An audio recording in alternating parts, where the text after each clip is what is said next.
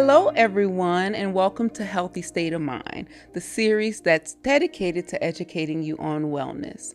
I'm Dr. Tracey Murry, a clinical psychologist at Ochsner Medical Center, and I have here with me... Hi, Dr. Murray. Hi. My name is Kaitlyn Heckel, and I'm a digital content specialist here at Ochsner. Well, welcome, everyone, and guess what we'll be talking about on today's series? What? Self-care. Oh, boy. Okay. So we'll just kind of look at what is self-care, how do we achieve it, what components are of it, and are we even doing it, right? Probably not. Right. Probably So not. what's your definition of self-care? What do you think self-care is? Self-care to me, I would say, is anything that makes me feel good. Okay. Yeah. Like what? I really like walking, Mm-hmm. especially like we have so many oak trees here in Mhm. Louisiana. So like being under the oak trees makes me feel really calm. Right. So I think that would be a form of self-care for me, and exercise, I think. Okay. And Yeah. exercise. Mhm. I think sometimes we as individuals in pop culture have been saying self-care, self-care, self-care. And people just tend to think of massage and getting your hair done and sleeping. That's a component of it, but there is so much more. Why is self-care important? Everyone, why is it important? Why would you think it's important to do? I mean, if you aren't caring for yourself and giving yourself what you need, Mm-hmm. how can you effectively like show up for other people? Right, right. So the engagement in others, that idea is I can't pour if my cup is empty Right. or broken. Right. Right? Right. So it's all related to stress and stress management. It's that overarching idea of why we engage in self-care activities, dynamics inside of ourselves, outside of ourselves, active and passive. Stress has great impacts on our relationships, on our health, on how we interact with the world, even how we see the world, how we see ourselves, and how we trust others, how we're vulnerable, how we see accomplishments, just kind of everything. Stress impacts that, right? Even our ability to eat. Right? Oh, yes. Stress impacts Yes, that. absolutely. So it is very important to kind of think of what we do every day related to self-care. Taking a trip is great. Planning for a trip is great, but why should we have to wait for a trip?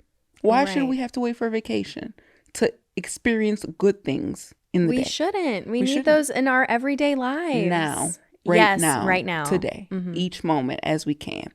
When we think about self-care, we often think about it. How I like to explain, it's two different dynamics, two different categories here. Is the internal versus the external, and active versus passive. Okay, Right? what does this mean? Right. So, not to be bogged down with the words, just kind of thinking about that there are things you can do for yourself inside, things you can do with others, right? Okay. Right? So, internal is the things that you can do alone that kind of fulfill your metaphorical cup up. Like you said, walking in nature, exercise, things that you kind of do to fill yourself up. That can be alone, internally, right? Things that work for you. What I would say externally is the things that you do outside of yourself, engaging with others, right? Okay. It's essentially people out in the world and what they give to you, right? Got it. Things out in the world and what they give to you rather than what you give to yourself. Like a healthy relationship, a Yeah. healthy conversation. It's not necessarily you giving it to yourself, but others are helping facilitate filling up that cup. I'm going to use the cup example for the rest of this segment, people. Okay. I think it's pretty good. It's a great example. It makes perfect sense. So you're filling up that cup, right? Okay. Others are helping you and helping you facilitate that. Active and passive, right? Not a clue. So the active ones is ones that you mentioned.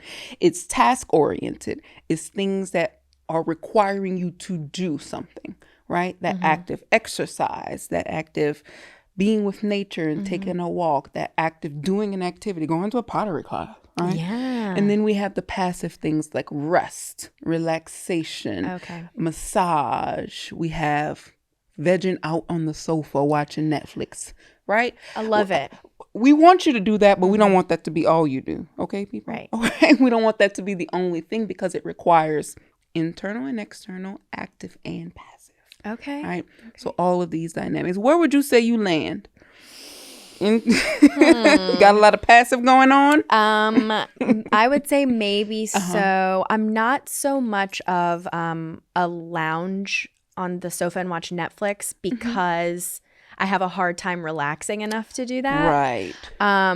But I think external resonates with me, where like helping someone else, Right. or like being a friend that my friends can come to for advice, really like makes me also feel cared for. But I think sometimes I skew a little too heavy in that direction, and then I don't fill my own cup. Right. So you pour, you're getting, it's a give and take, but they are needing you as a friend. Yes. Right? Boundaries. Which, yes, I do want to talk to you about that eventually. Right. Right. So, and what about the active versus passive for you? So an active self-care are my walks in nature, right? So that happens every day. Okay. Yeah, I really enjoy that every day, and I feel good when I do that. And then a passive form of self-care, remind me again what that is? Like, what are some examples of that? So it's kind of like where you're just, when we think of passive activities, things that are just there that we don't have to really do anything. Vegging out on the sofa, just going somewhere and getting a massage, having your nails done. You're not actively engaging in an activity. Like some people need tactile things, like a pottery class would be an active thing. Whitewater rafting. It's an activity and it takes energy from you, but you receive that fulfillment of the cup. That makes sense? Right, that does make sense. So it's an active engagement in an activity. I don't know if I have many passive forms of self-care. Right. Had you ever thought about that? No. Okay, so we'll define. I'm always doing something. Like I'm never just letting, I guess, life kind of happen and for me to just relax. How does engaging in those activities fill you back up? How can you tell? How can you tell when something is fulfilling you? It's kind of like a feeling that I get sort of like in my like my chest and my heart almost. It's like a fluttering excitement.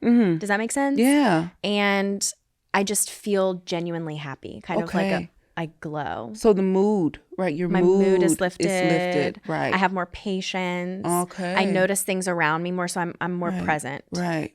A couple of things that we can tell everyone when the activities are doing what they need to do. Like you said, mood is managed. So your anxiety, we don't want you with no anxiety, but we don't want it to be off the charts. We want you to have some so you get up and go to work and pay your bills. Right. So you stay alert. Right. But we don't want it to be debilitating. Yeah. So you might find that you're able to use this alertness more effectively. Depression can decrease. The need for sleep and your acquisition of sleep is improved. You feel less fatigued. Fatigued and sleep deprivation are different, so you're not dragging out. You may get good sleep, good quality, good quantity, but you're still feeling like drug out all day. That kind of goes into the mood and the lack of engagement in self-care, and that's how you can tell when your cup is empty. And then your desire to engage with others is there again. Sometimes we have to actually grow desire like a plant.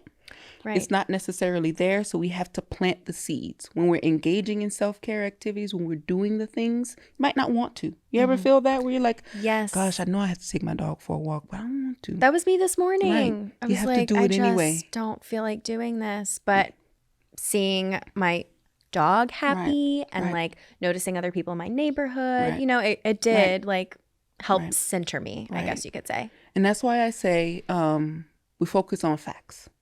Not necessarily feelings. When we're needing and knowing what to do for ourselves in terms of self-care, we can't wait to feel like we want to do it because we might have to grow it. We might have to jumpstart it. We might have to get it going. And then over time, you feel great and you feel better. That cup is filling up. So they go hand in hand. When your cup fills, your desire and motivation to do stuff will increase too. But we can't wait to want to do it because we'll be waiting. Right. Just do it. Not get it.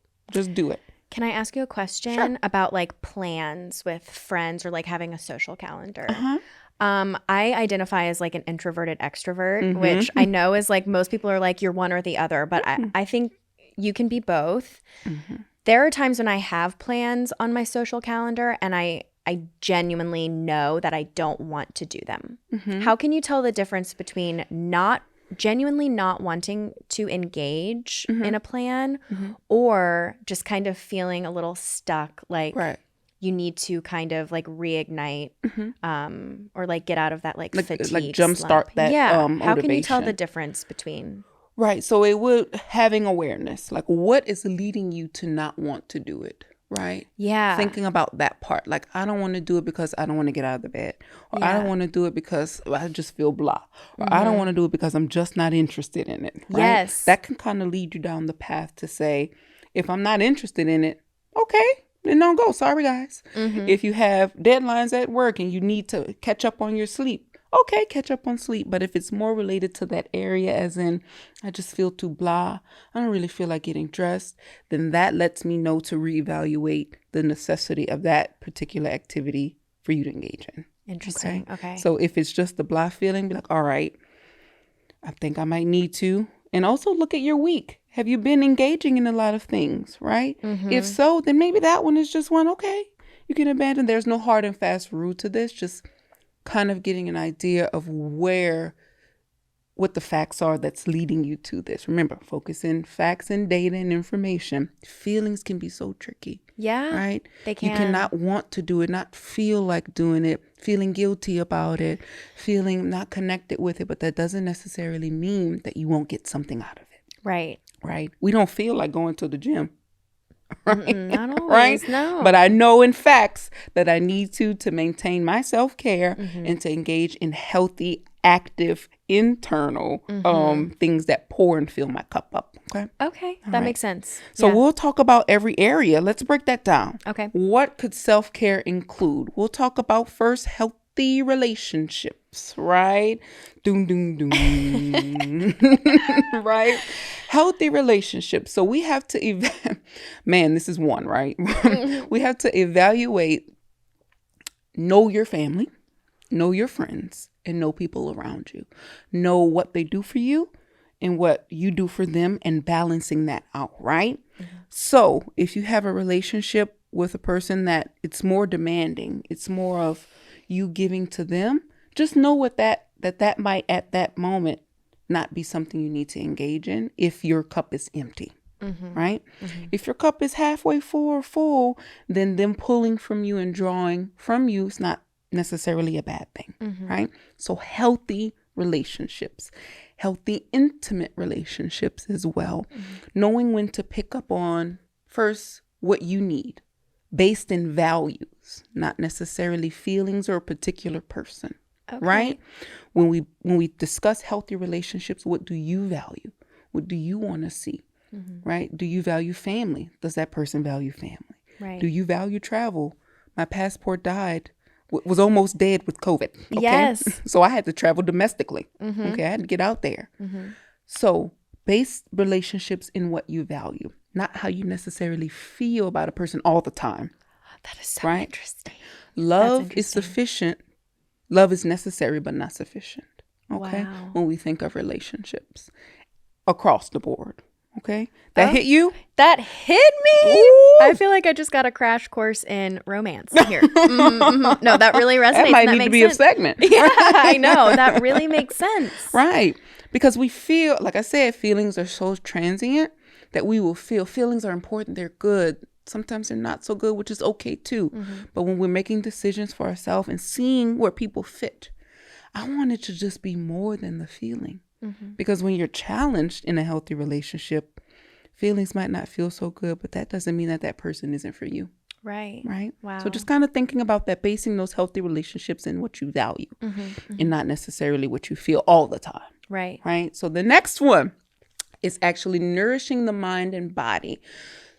So it's pouring into the mind and the brain and the body. So that physical movement, like we talked about, that nutrition. How are you eating? I do okay. Okay. I enjoy progress, not perfection. Progress, not perfection. I enjoy healthy, nourishing foods, but I also enjoy cake and cookies every day. It's about balance. Yeah. Every day. I missed that part. Every day, Dr. Murray. I have a huge sweet tooth. It's okay. I know. Just knowing what different chemicals can do to the body. Right? Sugar, we're on the sugar kick. No sugar, keto, all these things. Just knowing what fits for you and all in moderation. Okay. Sometimes you need a cookie. Yeah. But I don't want you to emotionally eat to where you're treating anxiety and you're treating depression with a cookie. I sometimes do that. If I'm like in my head from anxiety, I'll just like zone out and I'm like, let's just have this. And then in 5 minutes, we'll tackle the issue. Do you feel better? No. Right. What happens? The issue's still there. I just have now a cookie in my stomach, which I'm not mad about. Right. But every day probably isn't making me feel my best. Don't let that be the sole thing that helps you. So self-care, treating yourself sometimes is great, but not treating the issue. That's different, right? Treating yourself to something that you enjoy, but not treating the issue. Nutrition, making sure you're hydrated. Right? Making sure sometimes we feel drug out. Don't underestimate dehydration. Okay. You can fall out and be in the hospital with 2 IVs in your arm. Yeah. Okay. And what they're going to give you fluids. Right. So not underestimating and talking with your doctor, making sure you have a primary care doctor that helps and can talk to you even about vitamins. What's low? What levels are low? Right? Do you need a vitamin D supplement? Just kind of talking about all those things that you put in and that you feed your body because it's fuel for the body. Okay. Nourishing the mind, meditation, exercise, time alone, time with others, right? So just getting to a place where your mind is settled, right? And that will help with the emotions. The next thing is social media. Would you think I put social media in the self-care category? Why not? You like it, don't you? I do. Right. So it's a part of self-care. Right. But it's about balance. Let's not trick ourselves, okay? You engage in social media, I'm not going to do that anymore at all. Is that realistic? No. But we have to balance it. My biggest thing is when you're engaging in social media, it's social. Make your social media what you want it to do. No one is immune to the delete button, people, okay? What you want to see in your feed, make it what you want to see in your feed, right? Mute is a great thing. Delete is a great thing.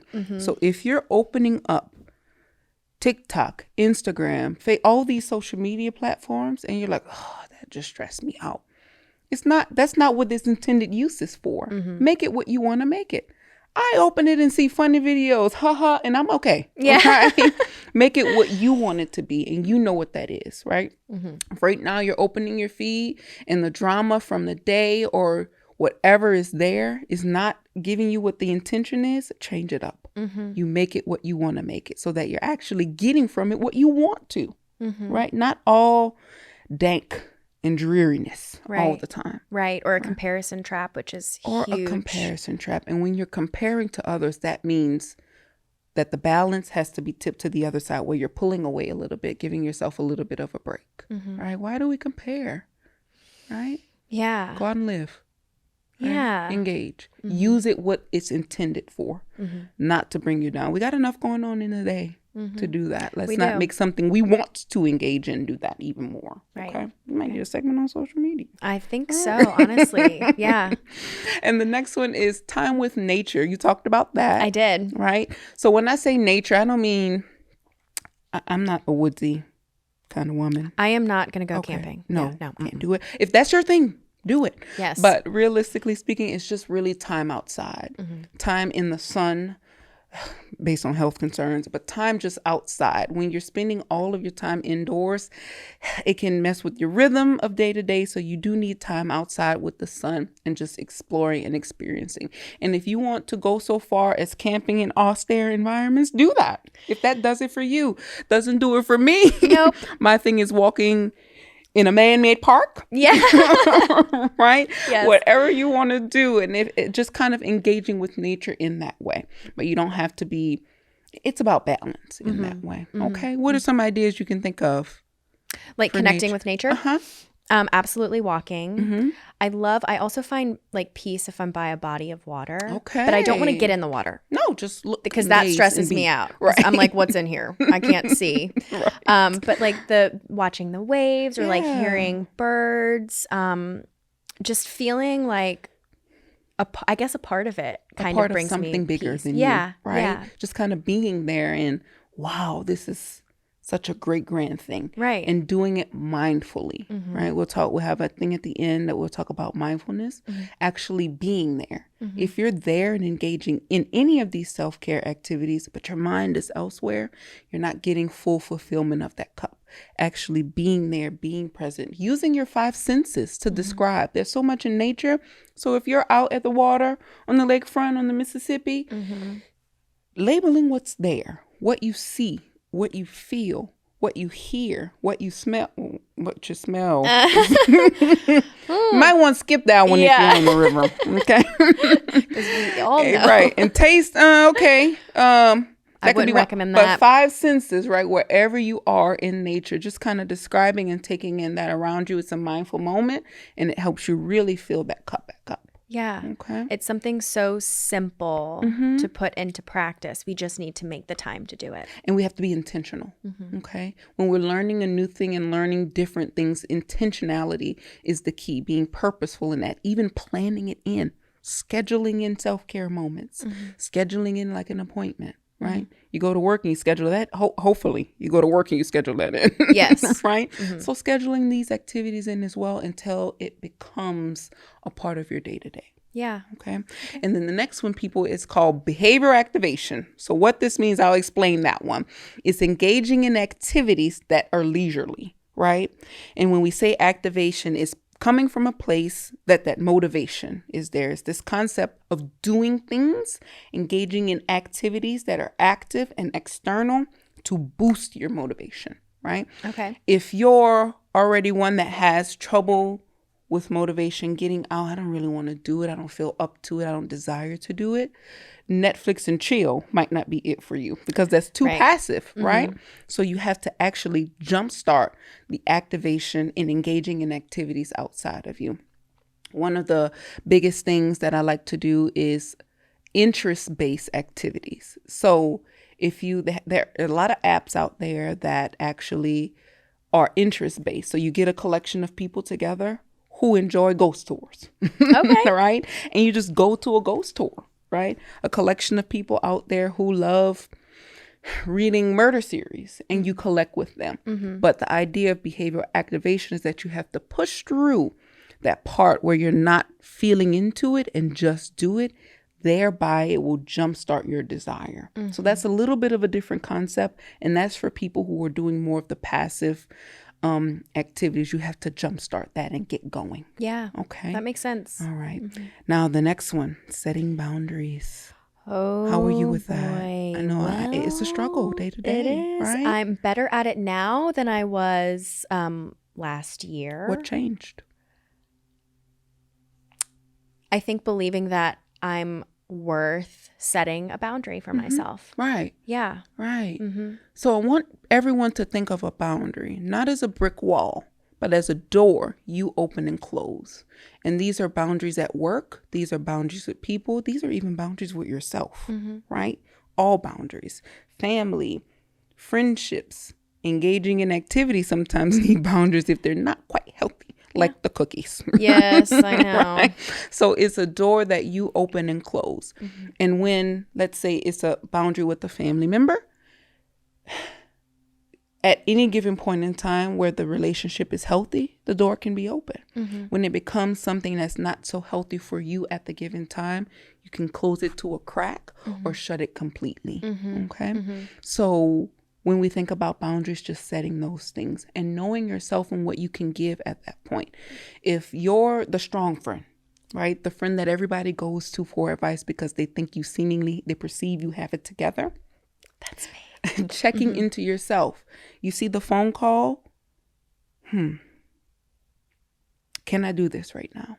Checking into self. Am I able to take this on a little bit so the door's cracked?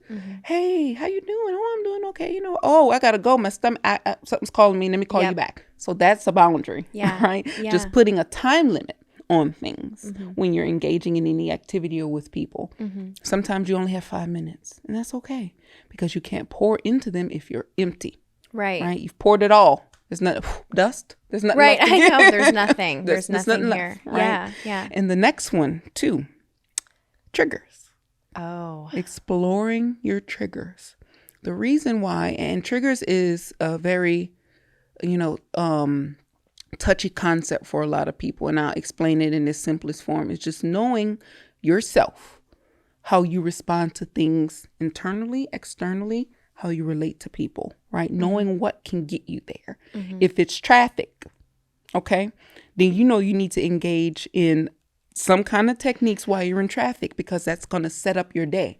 Right. So if you need to turn on that music and sing along with Beyonce, maybe that's me. Hey, I don't know.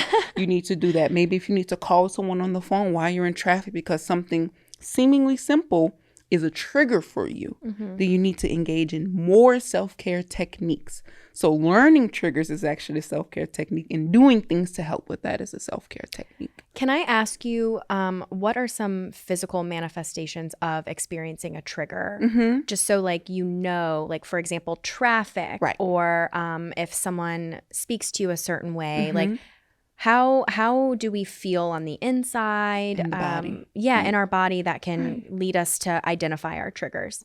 You might feel temperature. Some people feel heat rising. Wow, yes. You can kind of feel like almost a wave rising. There's kind of a classification, like a spectrum that I like to work from of anxiety, where you can, and it's just speaking with anxiety, not any other mood. Anxiety, you feel like the thoughts, but then that can creep into distress.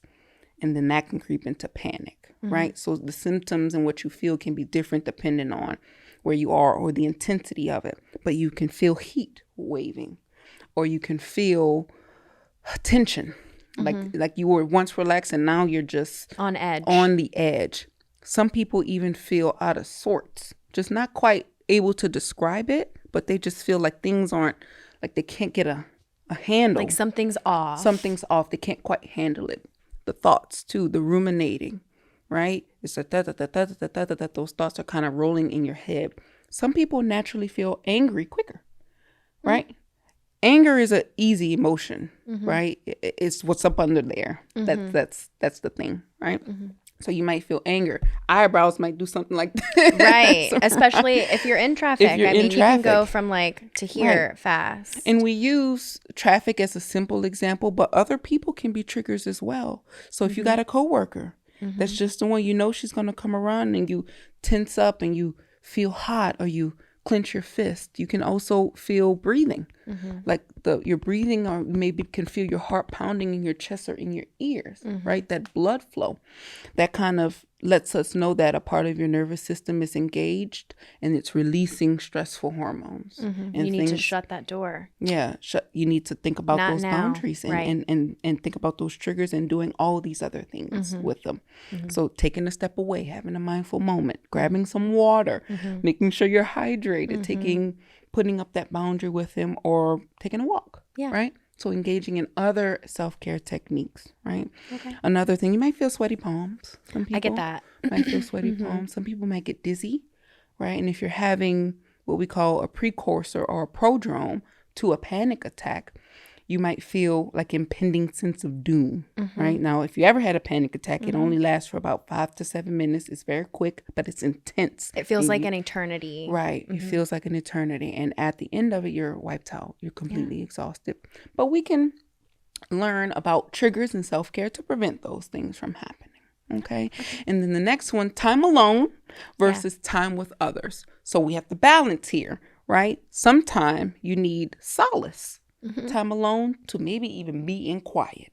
So how we place these things effectively in your day-to-day is, if you're on the way for a long day at work and the household is chaotic, if you have family members, kids, dogs, and you just have to be on with them, sit in your car for a few minutes and just have a moment of solace, right? And engaging with others in healthy ways, balancing that too. So sometimes you do need time alone. Some people say you're isolating. Not necessarily so, because the intention of it, we don't want you to isolate, right? Isolation is withdrawing for a purpose. Like you're getting away from people because you don't want to be around people. Solace and solitude is more of, I'm getting something out of this. It's giving me more. You're recharging. You're recharging, right? So that you can be on for others. Okay. So how do we place these things in our day to day? It doesn't have to be intense. We plan them, we schedule them, and it can be quick, right? If you're working a regular work schedule, 8 to 5 or 9 to 5, something like that, making sure you're eating lunch, making sure you're having meals, not eating in front of the computer if you can, taking a walk, doing your breaks, actually taking your break, making sure you're hydrated, have things planned for after work, engaging in physical activity, taking that moment, right? And setting boundaries with people. So it can be an everyday, day-to-day thing. It doesn't have to be as intense as we think it is. It's more of a natural flow. Yeah. Right? And how do we know when we're struggling, right? When we're saying, I know all this is great. I know all this is important, but I'm having trouble. That's when you seek out help. Okay. That's when you elicit help from others or elicit help from someone like me and engage in a full therapeutic relationship to know when to do that. Okay? Okay. So, are you ready for the mindful moment? I am. Okay. So this is something. Mindfulness is a concept that we talk about in popular culture, but it's really important to know that it's simply about being non-judgmental and being aware of the present moment intentionally. You can do formal mindfulness practices, that is sitting down and actually engaging in a meditation, or informal, where you attach the concepts of mindfulness onto an everyday activity. Okay. So we're going to do mindful eating. Okay. Go with me. All right. I'm here. So we're just going to experience eating mindfully. You ever been looking forward to a meal and then you eat it and look up and you don't even remember what it tastes like? Yes. Because you're not attending to it and you're kind of all over the place in your mind. So, okay, we have a little food here. Go ahead and take 2. Little goldfish, right? We had it hidden from you guys. My favorite. Okay. So first, with mindful eating, it can be at any meal. So you're having breakfast. We're on the go people, so we eat breakfast. So it's simple to be able to just slow down, have a mindful few moments with eating. All we do is use our 5 senses to describe what we're doing. So let's start with sight. What do you see? Describe what you see. I see 2 goldfish crackers. They look kind of like salty. And how can you tell they look salty? I can see the salt on mine. You can see the salt. Yeah, I can on this this reddish one here. Yeah, me too.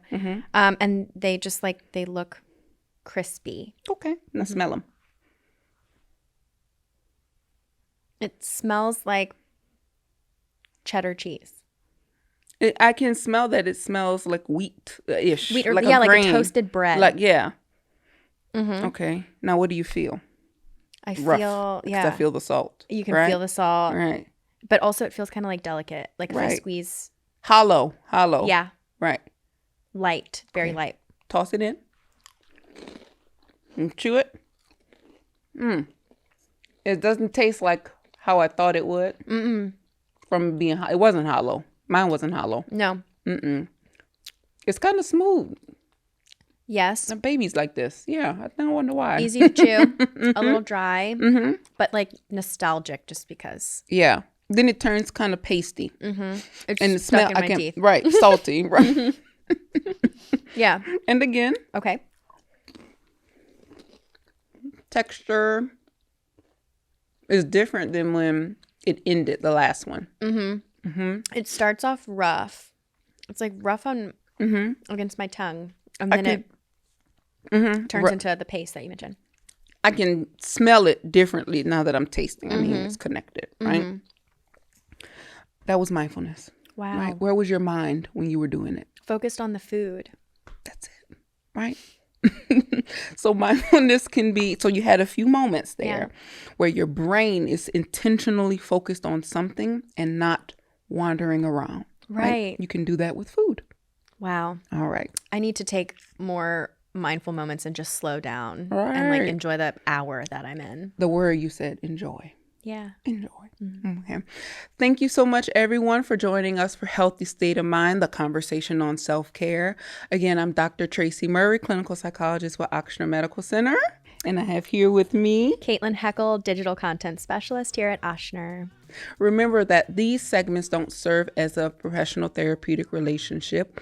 It serves only for educational purposes. So if you're interested in forming a professional therapeutic relationship, see the resources below or after the segment. Thank you.